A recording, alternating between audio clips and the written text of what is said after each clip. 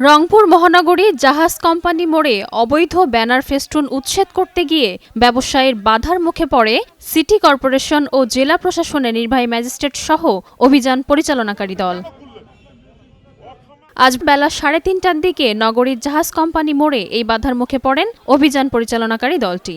Town হলের সামনে থেকে জেলা প্রশাসক কার্যালয়ের সহকারী কমিশনার মোহাম্মদ কাউসার আহমেদ ও রংপুর সিটি কর্পোরেশনের এক্সিকিউটিভ ম্যাজিস্ট্রেট মোহাম্মদ শাহরিয়ার রহমানের নেতৃত্বে ব্যানার অপসারণ ও ফুটপাত দখল উচ্ছেদ অভিযান শুরু হয়।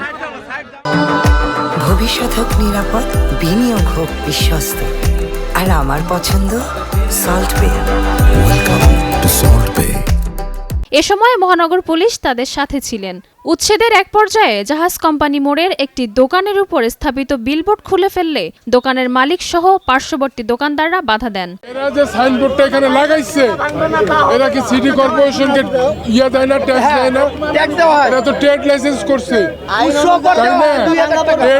এরা ট্রেড লাইসেন্স করছে, প্রতি বছরে ট্রেড লাইসেন্সের রিনিউ করে এই সাইনবোর্ডটার উপরেই।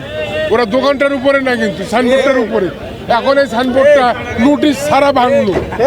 কোনো নোটিশ দিছে, যদি 24 ঘন্টা আগে নোটিশ দিত দোকানদার সাইনবোর্ডটা নামায় রাখতো।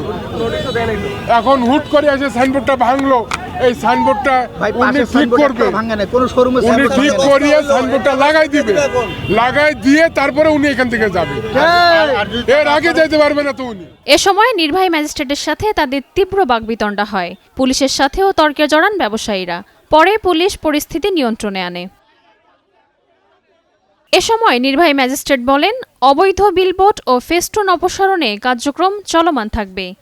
আমাদের জেলা ম্যাজিস্ট্রেট স্যারের নির্দেশনায় রংপুর শহরের আমাদের যেগুলো নিয়ম বহির্ভূত যেগুলো ব্যানার, ফেস্টুন, বিলবোর্ড, পোস্টার আছে সেগুলো অপসারণ করা হচ্ছে। ফুটপাতের অবৈধ দখলদারদের অপসারণ করা হচ্ছে। ওইখানে যে একজন ব্যবসায়ীর একটা সাইনবোর্ড ভাঙার কারণে উনি এটা ক্ষোভ প্রকাশ করেছেন যে অন্যদের কারোটা বাদ পড়েছে, এই জন্য উনি এটা কোনোভাবে মানবে না, অন্যদেরগুলো ভেঙে যাইতে হবে। আমরা তো আসলে অভিযান চলমান আছে, কোনোটাই আমরা কাউকেই ছাড় দিচ্ছি না। কাউকে হয়তো আমাদের লজিস্টিক্সের অনেক সময় অভাবের কারণে এখনই কাজটা করতে পারি নাই, হয়তো সময় লাগবে, হয়তো ওটা কালকে করব। আমাদের যন্ত্র লাগবে কিছু কিছু সাইনবোর্ডের অপসারণের ক্ষেত্রে।